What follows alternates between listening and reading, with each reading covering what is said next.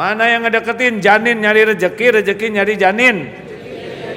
Ya kita nggak tahu apa-apa di sini. Lahir ke dunia waktu kita bayi, nggak ada ilmu, nggak ada tenaga, nggak ada pengalaman. Rezeki ada tidak? Mana yang nyari? Bayi nyari rezeki, rezeki yang nyari bayi. Langsung Allah siapkan air susu ibu. Ibunya tidak mengeluarkan air susu, sapi mengeluarkan. Mana yang ngedeketin? Bayi ngedeketin sapi, sapi ngedeketin bayi. Yang bener aja, kurang jelas. Masa ada sapi ngedeketin bayi?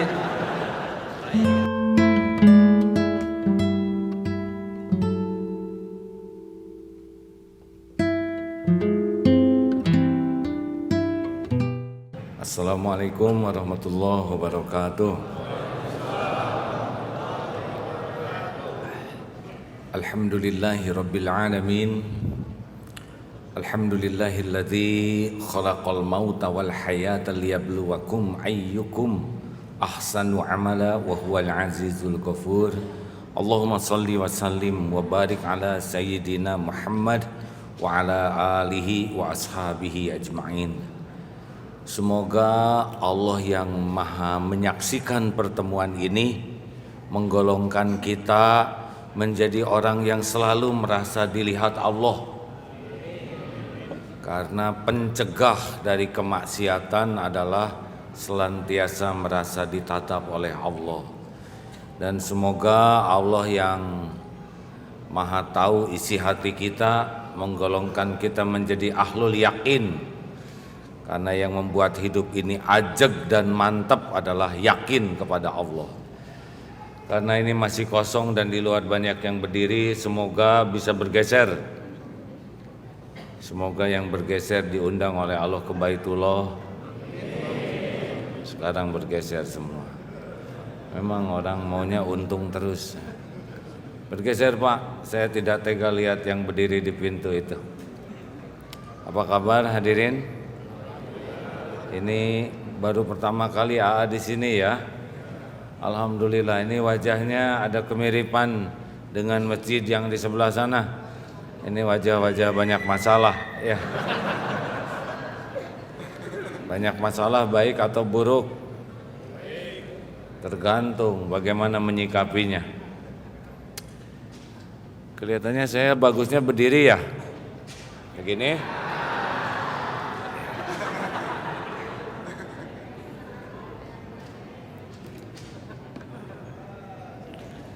Alhamdulillah, Bapak Ibu yang baik, kajian kita sederhana saja karena rata-rata pedagang tuh pasti tidak mau rugi, benar?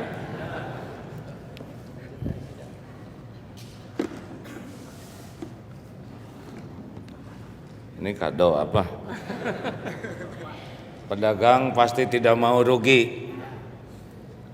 Kita harus tahu dulu seperti apa yang namanya untung, seperti apa yang namanya rugi. Dalilnya semua sudah hafal. Surat Al-Asr. A'udzubillahi minasyaitonirrajim. Bismillahirrahmanirrahim. Wal 'asr. Innal insana lafi khusr illal ladzina amanu wa 'amilus shalihat wa tawassaw bil haqq wa tawassaw bis sabr. Setiap insan dalam kerugian kecuali 4. Makin tua makin rugi, makin lama di Tanah Abang makin rugi, kecuali 4 saja cirinya.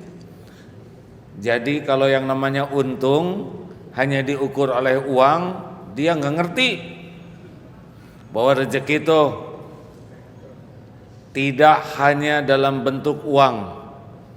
Itu kecil sekali uang tuh. Rezeki terbesar yang disebut orang yang tidak rugi atau beruntung kalau tiap aktivitas yang menggunakan waktu, yang pertama amanu, beriman, makin kuat imannya baru untung. Kalau dagang di Tanah Abang makin yakin ke Allah, dia orang yang paling untung.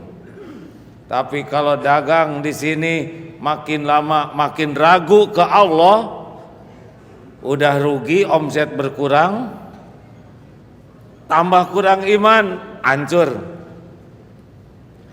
Karena kalau perkara uang, sesuka Allah dibagikannya.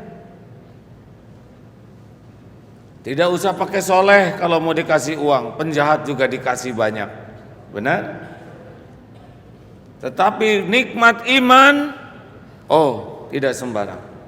Di sini yang jualan dikasih untung banyak, untung uang, tapi dikasih untung nikmat iman sedikit. Makanya Imam Ibnu Qayyim mengisyaratkan 4 hal. 1, amanu, orang beriman artinya paham kebenaran. 2, wa amilu sholihat, orang yang tiap waktu mengamalkan kebenaran. Yang ketiga, tawassaw bil haq, orang yang tiap waktu mendakwahkan kebenaran.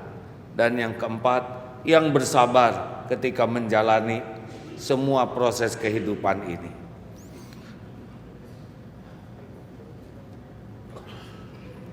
Nggak apa-apa merekam, yang penting belakang jangan kehalangan, itu aja ya. Teruskan. Saya punya sahabat namanya Ato, Kang Ato. Kaki lumpuh, badan kaku, tapi di pesantren selalu hadir dulu. Boleh juga nggak pakai cahaya ya. Lah ya. Jadi jangan pakai nggak boleh juga nggak pakai cahaya, baik kan? Artinya matiin begitulah ya cahayanya. Boleh dilihat dulu ke sendiri ya, supaya nggak silau.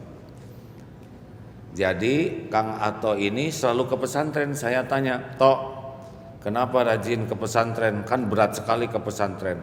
Harus nyewa taksi, harus digotong oleh tukang beca karena dia tidak bisa jalan. Apa jawaban beliau? Saya ini lumpuh.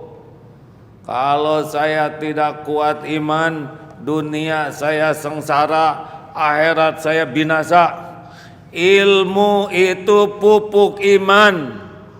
Orang kurang ilmu pasti kurang iman. Saya nabung supaya bisa ke pesantren, supaya dapat ilmu. Ilmu pupuk iman, ilmu pemandu amal. Orang nggak belajar agama nggak ada iman. Mantep. Tok, di rumah sama siapa? Sama emak. Berapa umur emak? 70 tahun. Tok, kalau emak meninggal atau siapa yang ngurus? Allah. Saya ini bukan bikinan emak. Saya ini ciptaan Allah.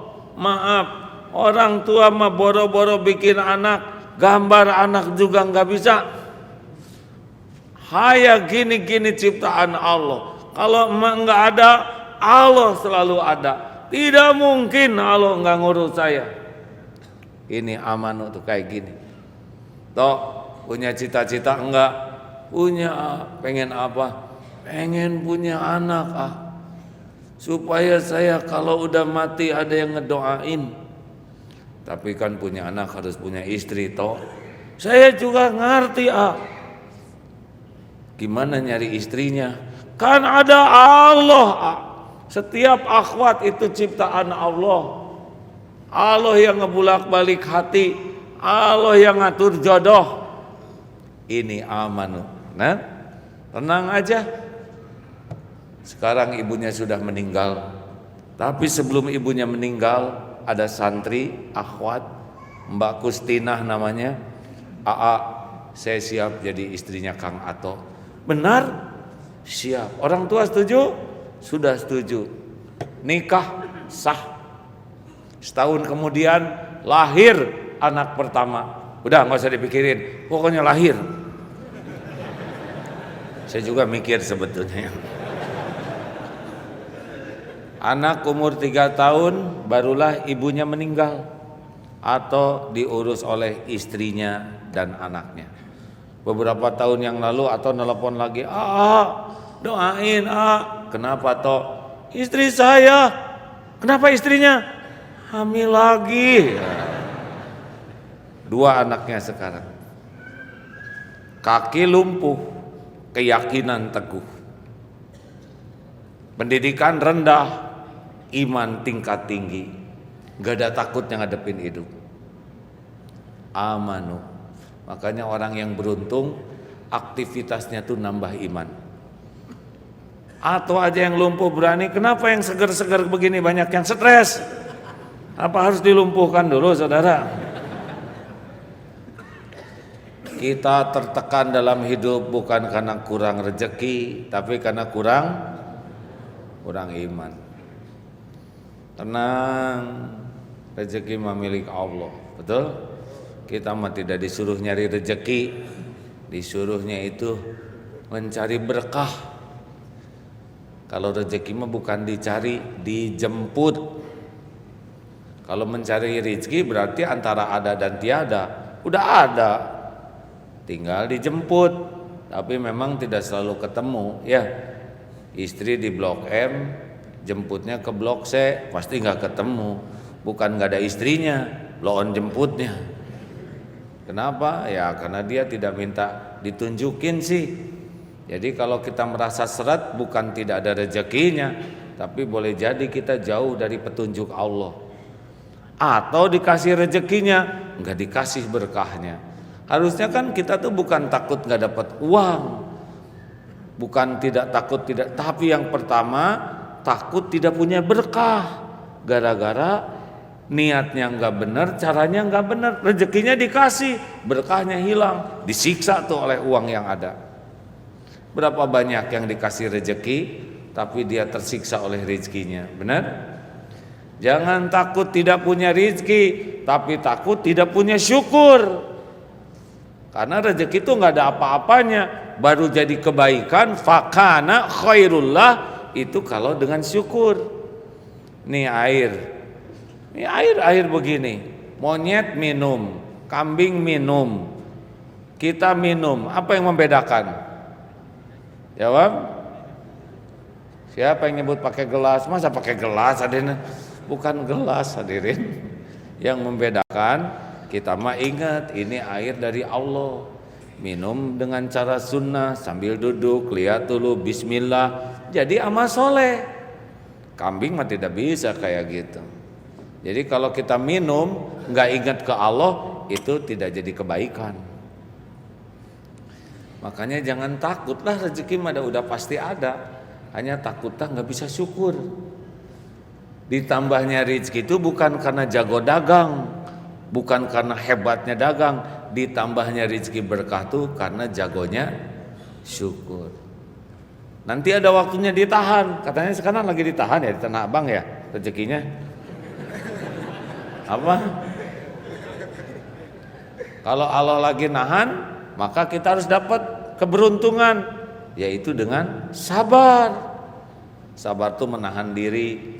Jangan ngomong wah gara-gara itu rezeki jadi kurang. Enggak, lagi ditahan aja oleh Allah. Sabar aja, tenang ya. Kan ada waktunya matung makan untung. Lama-lama nggak ada untung, mantap makan tabungan.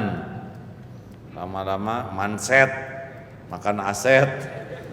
Kalau udah habis matang, betul? Makan utang ya. Tenang, Allah Maha Baik ya. Bagi orang yang tahu Allah pembagi rezeki mah nggak ada gentarnya. Mau situasi apapun, cuma satu, Allah yang ngebagikan rezeki. Nggak ada lagi yang lain. Makhluk cuma jalan saja. Harus begitu. Kalau kita udah yakin rezeki yang ngebagiin Allah, nggak usah iri sama kiri kanan kita. Ngapain iri? Masing-masing punya jatahnya masing-masing. Apa yang untuk kita nggak akan ke dia, apa yang untuk dia nggak akan ke kita. Masa Allah bingung ngebagiin rezeki? Di perut ibu dulu rezeki ada tidak? Jawab hadirin, jangan bikin jengkel. Ada tidak? Waktu kita janin di perut ibu rezeki ada? Cukup tidak? Mana yang hebat? Janin nyari rezeki yang ngedeketin janin? Jawab hadirin, cepat jawab. Karena ini ilmu tauhid nih. Mana yang ngedeketin janin nyari rezeki, rezeki nyari janin. Ya kita nggak tahu apa-apa di sini. 7 lapis mana ngerti ya nggak? Ibu pete, jengkol, kerupuk, lorok-lorok, bacang, cireng, beres jadi orang. 9 bulan lahir ke dunia. Waktu kita bayi nggak ada ilmu, nggak ada tenaga, nggak ada pengalaman. Rezeki ada tidak? Jawab hadirin. Semua jawab. Ada tidak? Cukup tidak? Mana yang nyari? Bayi nyari rezeki, rezeki yang nyari bayi. Langsung Allah siapkan air susu ibu. Benar? Dari air susu jadi gigi, jadi tulang, jadi kulit, kita ngegedein hanya air susu. Ibunya tidak mengeluarkan air susu, sapi mengeluarkan. Mana yang ngedeketin? Bayi ngedeketin sapi, sapi ngedeketin bayi. Yang bener aja, kurang jelas. Masa ada sapi ngedeketin bayi? Bayi itu tidak perlu sapinya, tapi perlu salah air susunya. Bayinya di Tanah Abang, sapinya di Lembang. Demi Allah dia bakal kesini Pak. Diperah peternak, bawa ke koperasi, bawa ke pabrik, dari pabrik bawa ke grosir, dari grosir bawa ke supermarket, dibawa ke dapur, masukin botol, kocek-kocek, cep, masuk. Itu rezeki. Nih lihat, saya umur 56 tahun. Tidak pernah sehari pun Allah lupa ngasih minum ke saya. Saya tidak tahu mata airnya di mana, siapa yang mensterilkan, siapa yang ngatur pH-nya jadi 7, siapa yang ngangkut. Demi Allah, kalau sudah rezeki saya, dia ngedeketin ke saya. Benar? Gitu. Enggak takut tentang rezeki mah. Takut tuh enggak tahu syukur, enggak jujur, enggak sabar. Tenang. Sampai kapan kita punya rezeki? Sampai mati. Nih ya, kalau saudara panjang umur ingat cerita ini.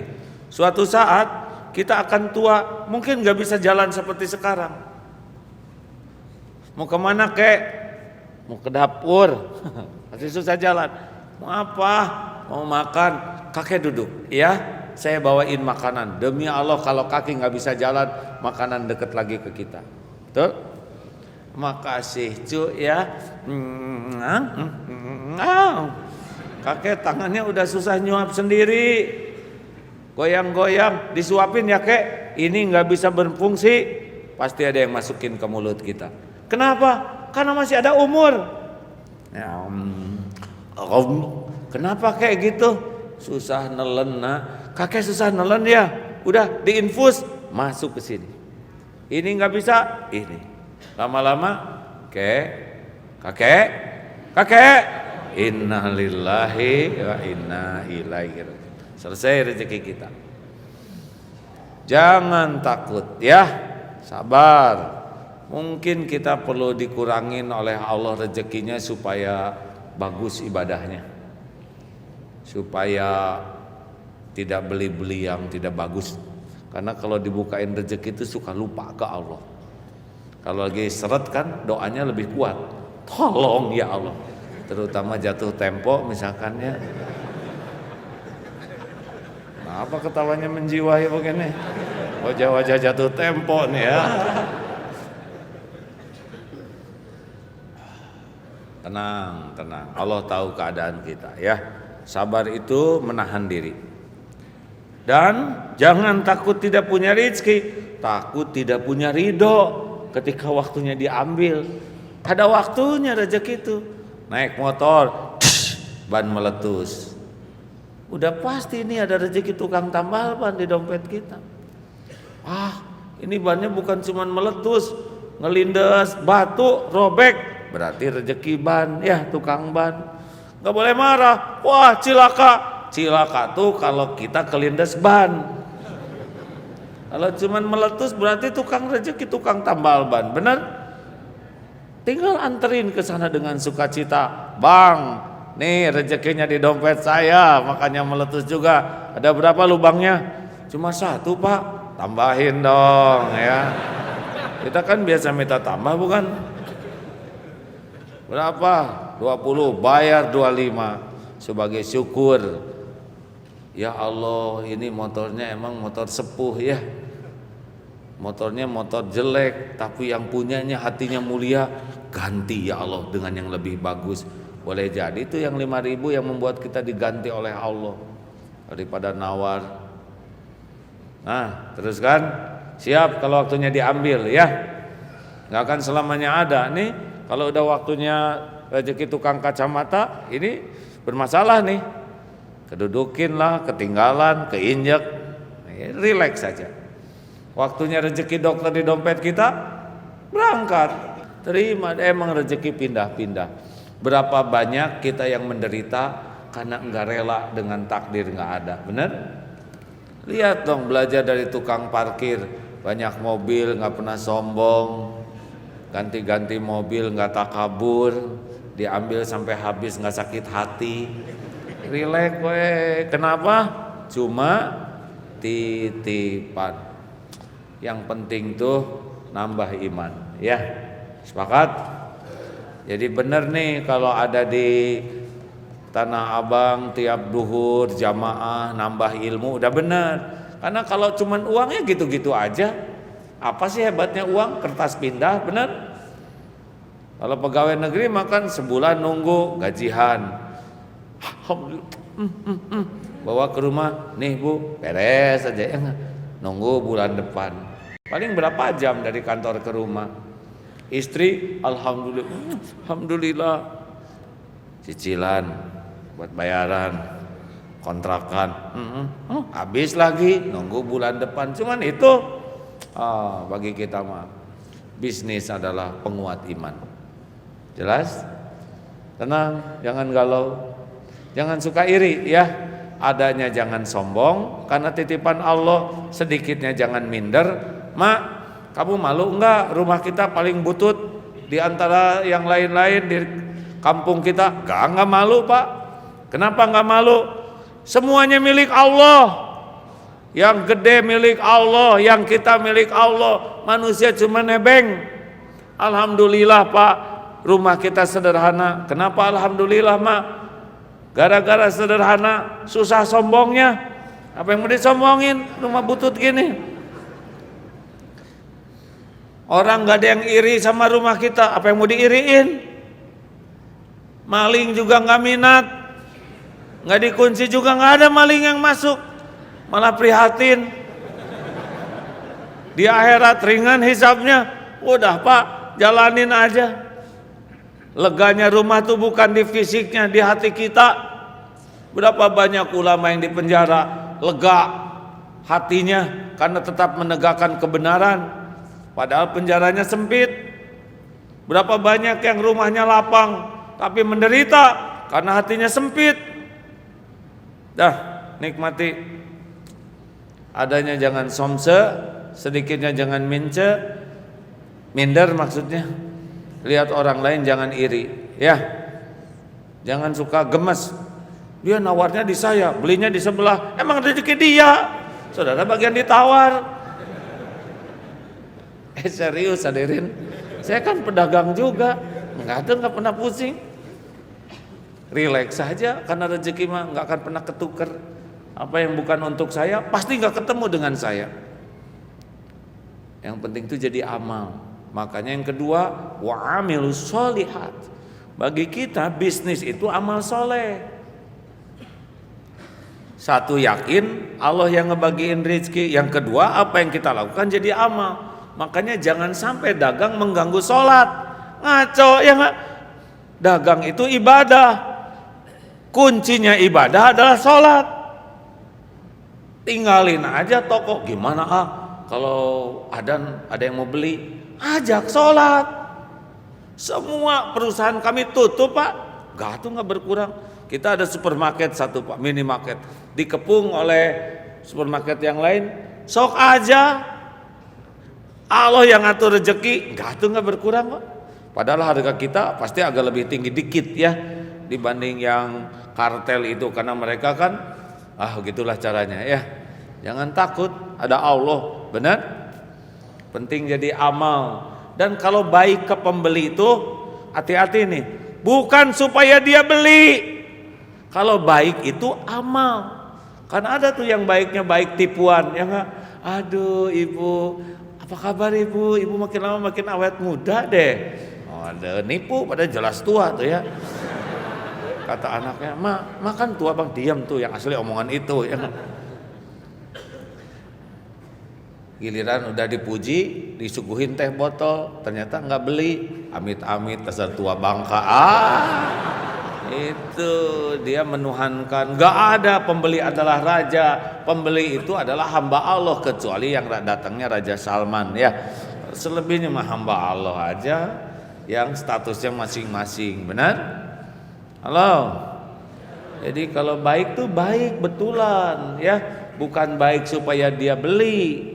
Kalau udah dibaikin ternyata dia nggak beli, ya nggak apa-apa. Kita kan udah dapat pahalanya. Bahkan kadang-kadang berapa ini harganya ditawar hanya sesuai dengan modalnya. Ibu kenapa ibu nawar kayak gini? Saya nggak ada lagi uangnya. Udah nggak apa-apa bu. Mungkin nggak dapat untung uang, tapi untung membahagiakan dia. Untung doa dia itu bisa membuka pintu rezeki yang lain. Benar? Kalem ya. Jangan suka ngejatuhin dagangan orang. Jangan beli ke sana bu, dia mah. Allah lihat enggak? Dia nipu, dia ngebohong, Allah tahu. Nggak barokah. Gampang kalau Allah mau ngambil rezeki kita mah, mampetin aja jantung kita, bener? 300 juta tuh. Oh takut ya mampet sekarang ya. Makanya yang baik aja. Adanya disyukuri, amal. Lagi ditahan oleh Allah, sabar, nggak mengeluh, amal. Ketika diambil ridho, amal. Lihat orang lain tidak ada iri dengki, orang dapat rezeki, alhamdulillah. Ini saya hari ini udah laku banyak, yang sebelah saya belum laku, sana aja bu, amal. Benar? Itu bagi kita, karena mati itu nggak dibawa. Coba ini banyaknya jualan pakaian kan? Atau apa sih? Coba nanti mati bawa berapa kodi ke kuburan? Jawab. Saya udah nanya sama teman-teman yang kaya-kaya itu yang di bank. Nanti mati dikubur pakai uang logam ya? Oh, nggak mau. Yang mati di punya batu bara, bos. Nanti dikubur pakai batu bara berapa truk? Ada lagi nih yang pabrik semen. Bos, kan ya jiwa raga saya sudah bersatu dengan semen. Waduh, tiada hari kecuali memikirkan semen. Terus nanti meninggal gimana bos? Mau dikubur pakai semen berapa sak? Oh enggak, dicor ya, dicor. Enggak mau. Kepalanya aja dicor. Terus ngapain mikir semen gak dibawa mati? Yang dibawa cuma apa? Amal. Makanya kalau hayya 'alas shalah, Rasulullah sallallahu alaihi wasallam kalau mendengar adzan udah enggak ingat siapa-siapa tuh. Kata Siti Aisyah, wajahnya tuh beda, udah enggak ingat siapa-siapa. Tinggalkan. Tutup atau gimana lah. Ya. Kemudian sambil jaga toko, sempat enggak sih di sini pakai ngaji-ngaji gitu? Enggak sempat ya, sibuk ya. Banyak pembeli kan? Berbahagialah yang jarang yang beli, bisa banyak baca Quran. Saya pernah melihat toko tuh sepi gitu ya. Itu berapa jus tuh sehari Pak? Yang banyak pembelinya boro-boro jus ini, paling jus ini minuman aja mampunya. Pak, Bu, nikmati di toko itu. Jaga pandangan, jangan sampai selama dagang teh cuci mata tuh, halo. Untungnya dapat, dosanya melimpah. Pernah suatu saat, karena saya udah berumur begini, gimana nih supaya ngikutin amal Rasul? Salah satu sunnah Rasul itu adalah sehat. Rasulullah kan sampai usia 63 tahun badannya fit, atletis, six pack. Wah, karena saya ini sunnah nih six pack, ikut aja fitness. Emang otot menguat, iman melemah hadirin. Di tempat sekalinya balik saya nggak mau lihat karena pakaiannya ketat-ketat. Lihat ke cermin makin jelas ya kan. Dan lagunya nggak pernah ada pengajian di sana, nggak ada sholawat Asmaul Husna atau Murotal, nggak ada di diskotik di fitness tuh. Gimana kalau saya mati di sini? Telah wafat Abdullah Gimnastiar tertimpa barbel, kan tidak wibawa itu. Harus jadi amal, makanya udah ganti olahraganya, berkuda, memanah, berenang.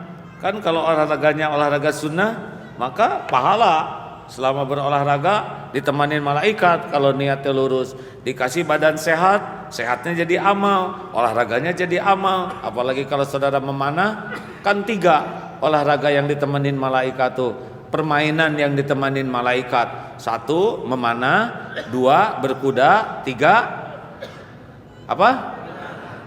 Berenang. Salah. Bercengkerama dengan istri. Bercengkrama ngobrol, bergurau. Manfaatkan itu Pak, jangan marah-marahan ya. Lumayan pahala tuh. Hadirin, jadi bagi kita kesibukan adalah amal soleh. Syarat amal itu cuma 2. 1 niatnya ikhlas, 2 caranya benar. Jadi dagang tuh niatnya lillahi ta'ala, 2 caranya benar. Udah, jalanin aja. Perkara uang jumlahnya nanti Allah yang atur. Tapi perkara jadi amal itu kerjaan kita. Udah tahu ikhlas itu seperti apa? Nih sederhananya, kalau dalilnya mungkin saudara sudah tahu ya.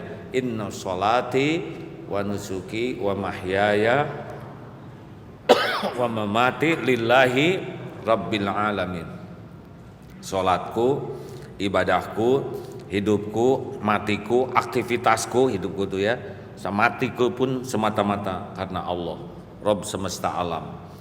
Orang yang ikhlas kalau diibaratkan itu ya seperti matahari lah, hanya memberi tak harap kembali. Benar? Cukup kembaliannya dari Allah. Kalau dari segi fisik mungkin seperti jantung, berdetak tiap saat, berdegup tiap waktu, tidak pernah menonjolkan diri. Yang suka menonjolkan diri itu adalah ambeien, bisul, makanya nggak ada yang enak. Gimana caranya supaya ikhlas? Jawab nih.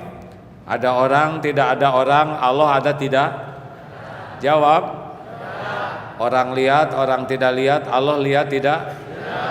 Orang tahu, orang tidak tahu, Allah tahu tidak? Apakah setiap perbuatan disaksikan oleh Allah? Disaksikan oleh Allah? Apakah setiap perbuatan ada balasannya? Ada balasannya? Ada balasannya?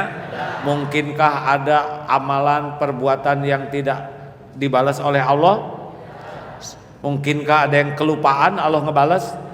Jawab. Yang kelewat? Yang ketuker? Yang meleset? Mungkinkah ada balasan dari Allah yang bisa dihalang-halangi? Ditolak? Faman ya'mal mithqala dzarratin khairan yara wa may ya'mal mithqala dzarratin syarran yara. Hal jazaul ihsan illal ihsan. Tiada balasan bagi kebaikan kecuali kebaikan. Itu udah pol aja berbuat baik ya. Jangan hitung-hitungan kalau mau berbuat baik. Pol. Jangan mikirin balasan dari orang, tenang saja. Pasti ada balasannya kok. Gak mungkin Allah lupa. Kalau ikhlas dapat kita ini. Perlukah kita mengingat-ingat kebaikan kita? Jawab hadirin. Perlukah kita mengingat-ingat kebaikan? Perlukah kita menyebut-nyebut kebaikan kita? Perlukah kita menunggu orang lain berterima kasih? Perlukah kita menunggu orang lain balas budi? Jawab. Lakukan, lupakan. Lakukan, lupakan. Lakukan, beres. Pol aja berbuat baik. Enak, Bu, Ibu. Kalau dandan nggak usah nanya sama suami ya. Bang, gimana penampilan saya? Itu nyusahin suami, ya. Kita harus jawab apa coba? Jujur loh bang, itu lebih susah lagi. Mau nyebut cakep, nggak begitu, ya. Nyebut jelek nggak tega. Jadinya ya udahlah kamu kayak kesemek, jadi nggak enak. Kalau wanita dandan boleh tidak bu? Ingin kelihatan cantik boleh tidak? Untuk siapa? Suami. Suami siapa? Hari bulat mah bulat untuk suami, tapi kenapa di rumah pakai baju sayur lodeh itu? Hadirin, mari kita belajar pikun melupakan kebaikan kita, ya. Apa-apalah. Saya sudah berbuat baik, tapi suami saya tidak berterima kasih. Ya nggak apa-apa. Terus aja berbuat baik. Nanti waktunya Allah ngebalas, ya. Saya sudah menafkahi keluarga sekuat tenaga, istri saya tidak menghargai. Emang bapak nggak pantas dihargai, ya. Terus aja lakukan, ada waktunya. Bahkan bagus tuh kalau kita berbuat baik, orang tidak berterima kasih, itu riadohnya lebih tinggi daripada di tiap berbuat baik diterima kasihi. Kita berbuat yang terbaik nggak dihargai, lebih ningkat. Kan gini, kita berbuat baik sama orang yang baik ke kita, impas. Benar? Mana yang lebih tinggi? Kita berbuat baik sama orang yang biasa-biasa saja ke kita, pasti ini lebih tinggi derajatnya. Benar? Kita ngasih sama yang ngasih nggak aneh, kita ngasih sama yang enggak ngasih.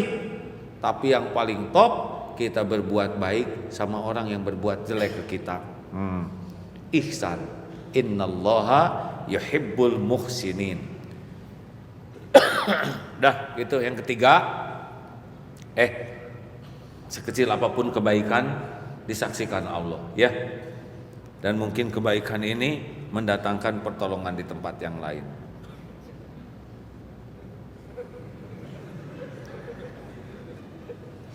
Enaknya jadi anak kecil ya, polos. Coba bapaknya jalan-jalan begini, pasti masalah pak. Nah gini kalau tanpa dosa teh jernih, nggak ada yang jengkel, kita juga senang lihat wajahnya. Ya makin tua makin menjengkelkan kita.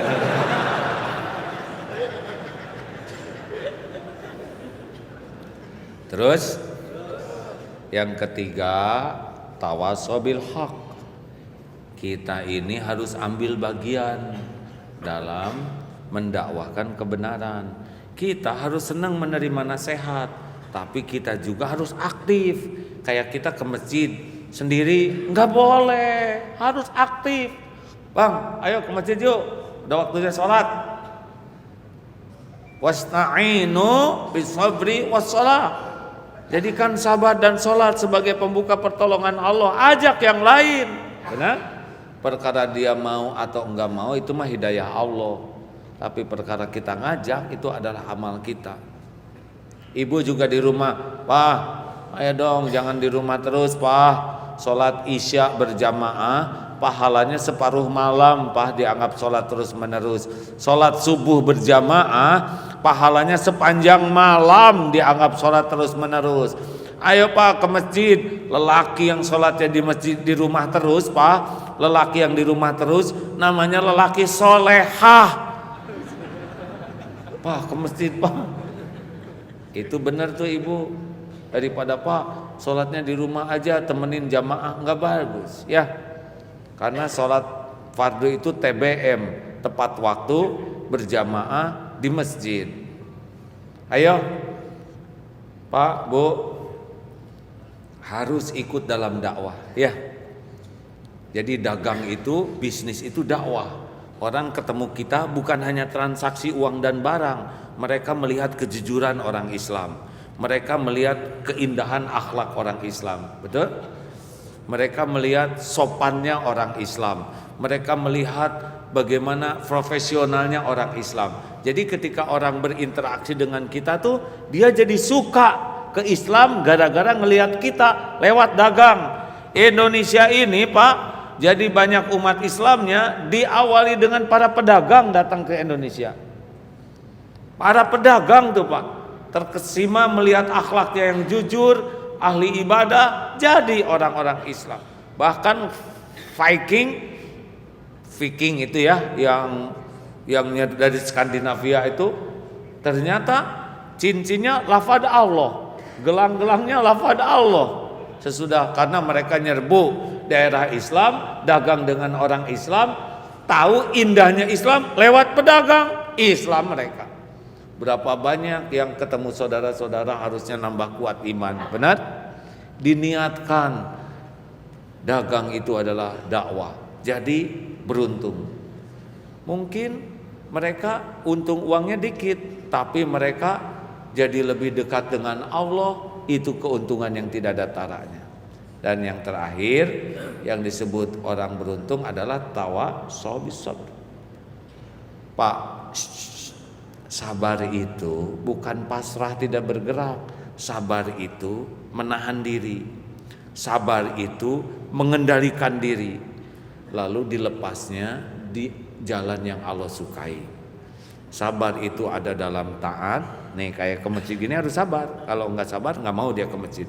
Sabar dalam menjauhi maksiat. Ketika ada pembeli misalkan yang rupawan, nah sabar. Aduh, astagfirullahaladzim, harus sabar Pak.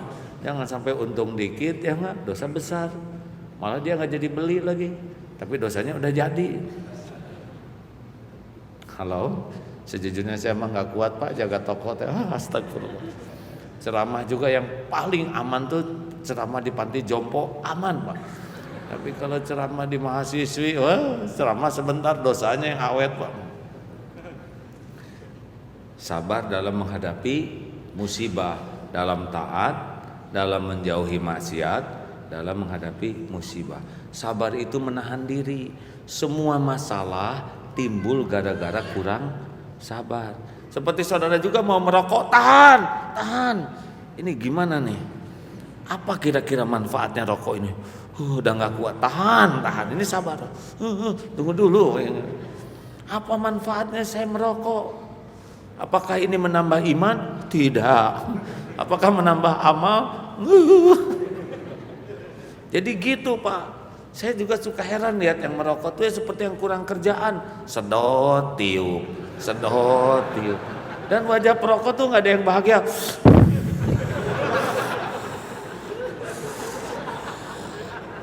Nggak ada cerahnya Pak. Tapi itu ada ustadz yang merokok. Stop. Sesama bis kota dilarang saling mendahului ya. Saya nggak mau ngomongin ustadz yang lain ya. Tapi panutan kita siapa? Rasulullah Shallallahu Alaihi Wasallam. Kebayang tidak Rasulullah merokok? Jawab. Oh nggak mungkin ya. Beliau waro. Nggak kuat ngebayangin Rasul. Bayangkan para sahabat Abu Bakar, Umar, Utsman, Ali ya.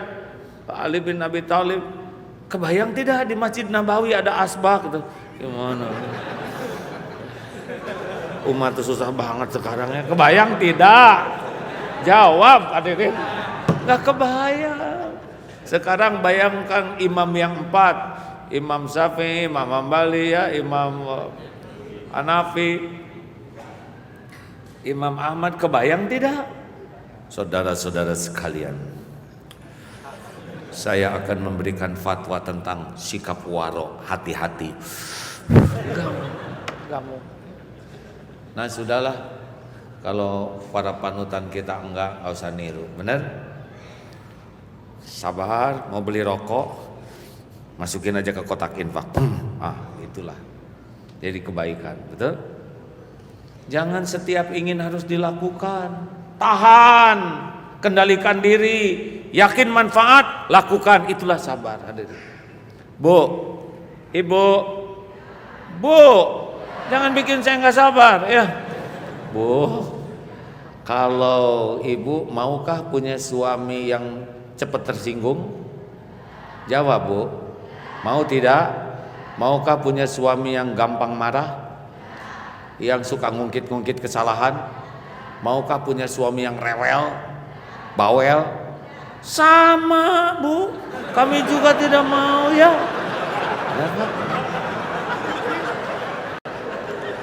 Jadi prinsipnya sama ya Bu ya. Ibu nggak mau, kami juga enggak. Ya, sing salabar ya Bu ya. Nih coba Bu, Ibu, kalau Ibu melakukan kesalahan, enaknya maunya dimarahi suami atau dinasehati suami dengan lemah lembut? Ulangi. Jadi kalau ibu salah, inginnya dinasehati lemah lembut di depan anak-anak, orang banyak, atau secara pribadi? Secara pribadi. Apakah ibu ingin diungkit-ungkit kesalahannya atau cukup sekali aja? Sekali aja, udah itu dilupakan gitu? Manis sekali. Terus ibu, apakah ibu maukah dimaafkan oleh suami? Mau? Dimaafkannya sesudah ibu minta maaf atau sebelum minta maaf? Manis.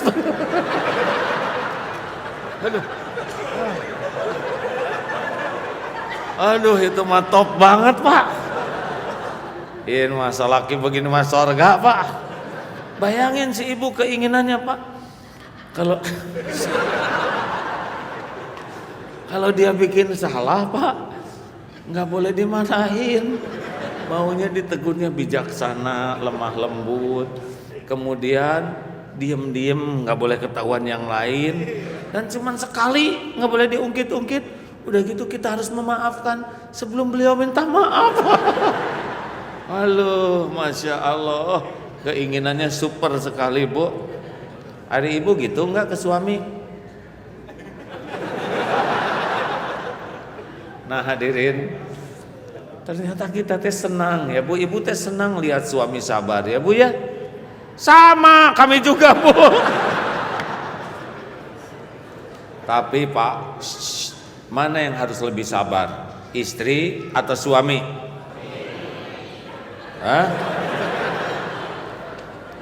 We are the leader. Suami Pak. Karena tanggung jawab suami adalah mendidik, melatih, dan membina istri. Kita harus sabar Pak. Mau tahu caranya sabar sama istri? Tenang Pak, tenang Pak. Saya bisa paham keadaan Bapak.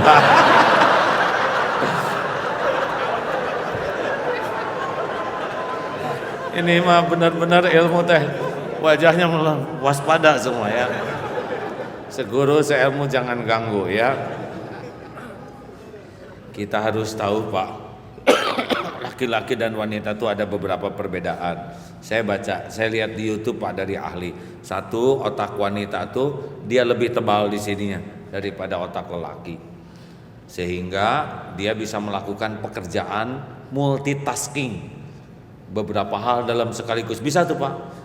Dia bisa masak sambil nyuci nyuapin anak, ngepel ya.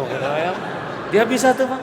Dan masih peka telinganya ngedengar anak nangis. Nangis tuh. Lelaki nggak bisa Bu. Kami dunia lelaki kalau sudah fokus, telinga kami berkurang kemampuan mendengarnya. Jadi ibu jangan aneh kalau manggil suami lagi lihat HP, lagi nulis, kurang. Dia jarang bereaksi. Bukan nggak pengen Bu, kurang pendengaran. Jadi ibu ngerti sekarang ya. Jangan marah-marah. Kami lagi fokus Bu. Bapak juga kalau lihat istri melotot jangan marah. Karena boleh jadi ini panggilan ketiga Pak. Jadi yang pertama Pak, nggak nyaut. Pak, no. Kenapa sih kamu tiap panggil melotot? Bukan tiap panggil melotot, panggilan ketiga Pak. Ngerti ya? Tuh, udah makin enak ya. Jadi kalau lihat istri melotot pasti asalnya nggak kayak gini. Yang kedua, otak bicara lelaki itu cuma sebelah. Wanita katanya otaknya dua-duanya, otak bicaranya. Jadi kalau lelaki ngomong itu yang normal itu 7.000 kalimat per hari. Pendiam 5.000. Lelaki banyak omong 9.000. Wanita standarnya 20.000 Pak. Jadi Bapak harus siap menerima kenyataan ini ya. Terus kayak gitu. Apa aja diajak ngobrol Pak. Lihat katel diajak ngobrol, lihat panci diajak ngobrol. biarin, itu dunia mereka, Pak. Jelas ya Pak ya?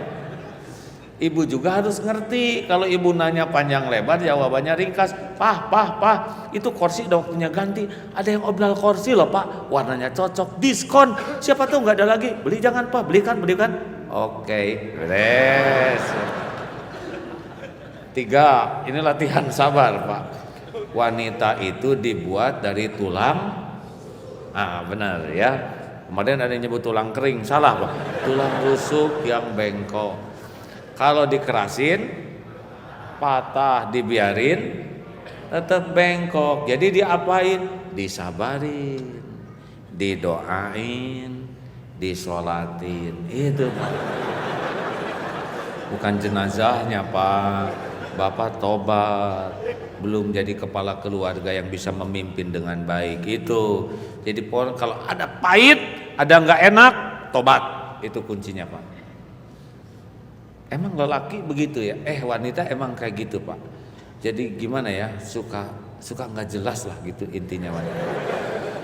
Bu, ibu, kalau ibu dikejar anjing, mau bagaimana? Lari. Kalau ibu dan anjing lari, cepetan mana? Tuh gitu mereka tuh Pak. Jadi ngomong dulu ya, baru mikir. Udah mikir bingung. Udah bingung ketawa sendiri. Kita sebagai lelaki nggak boleh jengkel. Ngerti aja. Oh, pasti ngomong dulu baru mikir gitu Pak. Maaf ya Bu ya. Ibu, Bu, apakah ibu mau punya suami yang jujur? Mau ya.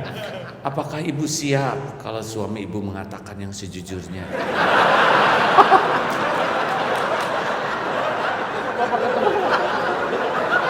Pakai tepuk tangan segala sih Bapak. Nah itu yakin ya Pak ya? Apakah ibu mau punya suami yang jujur? Mau. Apakah ibu siap? Tidak. Baru juga ngomong mau. Nah ini harus dipahami oleh dunia lelaki Pak. Robah Pak. Pah, lihat Pak, lagi ngaca istri tuh. Gini. Apa Bu? Ibu pakai baju ini sekarang kelihatan lebih langsing ya Pak ya? Oh iya Bu, benar kelihatan lebih langsing. Apa? Berarti kemarin gendut dong? Salah. Dia yang nanya. Sabar. Langsung istighfar. Astagfirullah ya Allah. Mungkin saya kebanyakan lihat yang langsing jadi begitu. Pak, hari Minggu kan ada undangan. Oh iya Bu. Ibu pakai baju yang mana ya Pak ya? Atau terserah ibu deh, mana yang cocok, yang nyaman, pakai aja bebas. Ih, gimana sih suami ini? Ditanya malah nanya lagi. Salah kita tuh Pak. Padahal kurang apa benernya Pak? Ya ibu teh mau yang mana? Yang biru atau yang merah? Pilihin. Sok atau ibu pakai yang merah ya. Ibu pakai merah tuh keren. Tapi kan biru juga keren Pak. Oh gitu ya, sok atau pakai. Dia tetap nanya tapi ngotot Pak. Ya udah sok pakai atau yang biru. Keluar teh ijo Pak. Sekepikirnya weh. Ya istighfar, astagfirullah. Masak juga siap-siap Pak. Mau dimasakin apa hari ini? Awas jangan ngomong terserah, cilaka kita Pak. Pak, ya sebentar Bu. Sekali-kali deh masak opor ayam. Ayam tuh mahal Pak. Tetap salah. Ya udah yang gampang aja karedok Bu. Papa kan mencret. Bu, daripada pagi-pagi ribut, udah beli aja lah di warteg yang gampang. Oh, berarti masakan mama nggak enak ya. Dah, istighfar. Hadirin maaf ya, karena kita banyak sekali hal-hal remeh membuat kita kehilangan banyak hal. Benar? Relax saja hadirin ya. Tahan terus istighfar Pak. Salah saya ya Allah, saya yang belum jadi contoh, saya yang belum bisa ngedidik keluarga dengan benar. Gitu jadi lelaki mah. Anak nakal, astagfirullah, salah saya ya Allah. Pokoknya setiap kepahitan, wama asobaka min sayiatin famin nafsik. Pokoknya keburukan apapun yang menimpa pasti diundang oleh dosa kita sendiri. Makanya kalau ada kepahitan apapun bentuknya, istighfar. Anehnya kalau kita fokus ke tobat, kita akan jadi sabar. Sebetulnya gerbang sabar itu dari tobat. Dari sibuk mengevaluasi diri, ketidaksabaran itu sibuk menuntut orang lain yang berubah. Sabar itu menuntut diri sendiri yang berubah. Nah, 4 kunci ini mudah-mudahan bisa diamalkan ya. 1, kesibukan kita jadi nambah iman dengan cara tambah ilmu dan tambah mujahadah. Yang kedua, kesibukan kita jadi amal soleh dengan niat yang lurus, cara yang benar. Yang ketiga, kesibukan kita adalah dakwah.